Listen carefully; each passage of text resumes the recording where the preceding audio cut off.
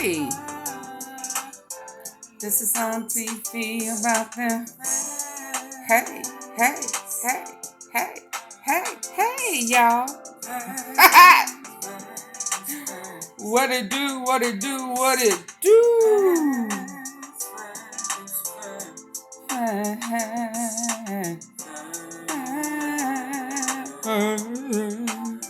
Hey, y'all.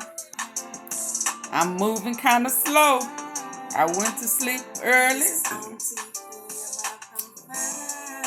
I don't know. Last night wasn't the best sleep I've had in a while, but I'm on that. I'm trying Keisha K. Orr's. You know, I ran her husband for a little while. You know, when I run you in all due fairness, I support you. And y'all, if y'all remember, I said that, you know, if Gucci Man didn't pull a stunt with that funeral, that I would order some of her detox stuff or her tea. Because you know Ntervue love a good tea.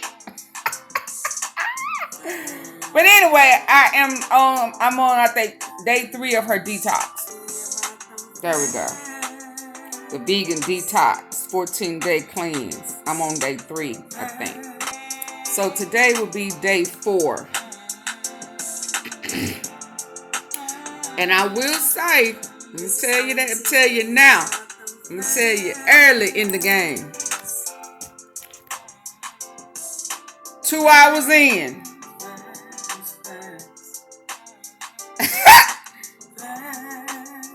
Shit start coming out.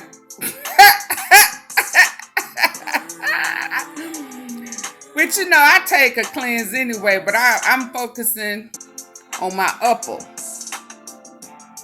intestines, not necessarily my lower. So so far I'm digging it, and I'm really trying it wholeheartedly. So some of the stuff that I normally would take and have been taking, I haven't used it, just to be able to give an honest opinion about it. So far I'm giving us some thumbs up, cause spring break is here, and you know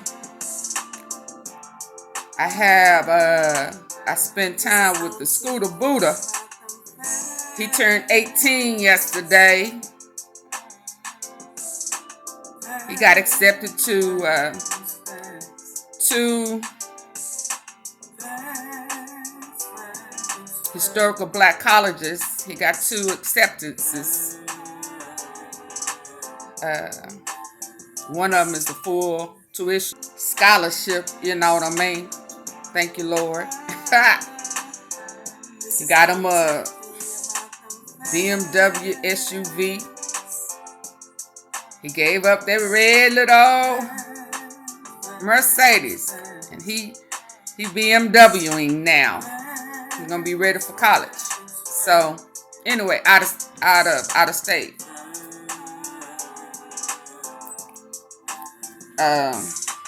So I gotta be able to hang. So I said, ooh, let me take this detox so I can be able to hang, you know. He 18, he gonna be wanting to talk that noise, and you know, all competitive and stuff. You know how that go. But anyway, y'all, in next week I'll be able to give a better report on that detox, so be prepared for that. But so far, you know, it's getting it out. I want the upper out though.